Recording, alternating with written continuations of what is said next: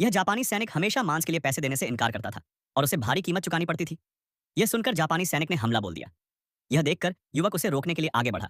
उसने सिर हिलाया और कहा, नमस्ते जापानी सैनिक। उसने कहा, सुअर का मांस मुफ्त में वापस ले लो। युवक से 2 मीटर दूर खड़ा जापानी सैनिक मुड़ा और जाने लगा। युवक ने जल्दी से चॉपिंग बोर्ड से रसोई का चाकू उठाया और एक ही झटके में उसे काट डाला।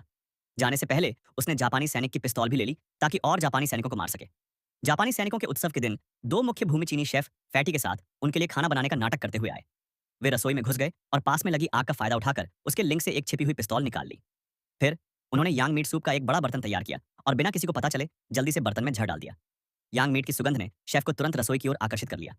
शेफ उसे पहले चखने के लिए उत्सुक था, लेकिन फैटी ने तुरंत उसका सामना किया। कच्चा यांग मांस रसोइये ने खाया और रसोइया बहुत कल्पनाशील था। सौभाग्य से फैटी की त्वरित सोच ने रसोइये को आने के लिए राजी कर लिया, अन्यथा पूरी योजना चौपट हो जाती। यांग मांस आखिरकार पक गया, लेकिन इससे पहले कि प्रकाश जापानियों तक पहुंचाया जाता, दो और आ गए।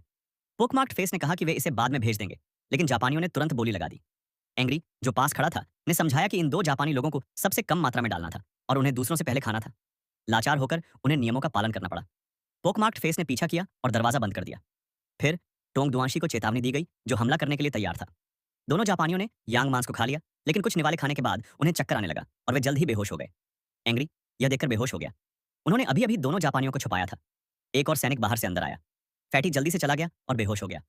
बिग फॉक्स यह सोचकर कि फैटी मरने वाला है, अपनी बंदूक निकालने ही वाला था कि उसके बगल में खड़े पोक मार्क्ड फेस ने उसे रोक दिया और पहले स्थिति की जांच करने को कहा। मोटे आदमी ने जल्दी से पूंछ वाले सैनिकों को भगा दिया और आखिरकार दोनों ने राहत की सांस ली।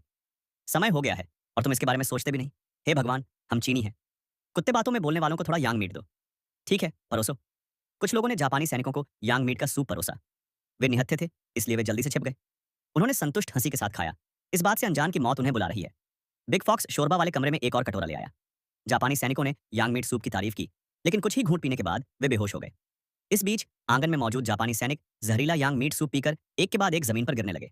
शोरबा वाले कमरे में मौजूद बिग फॉक्स ने मौका देखकर अपनी राइफल उठाई और बेतहाशा गोलियां चलानी शुरू कर दी। अहाते में मौजूद जापानी सैनिक प्रतिरोध करने में असमर्थ थे और तुरंत मारे गए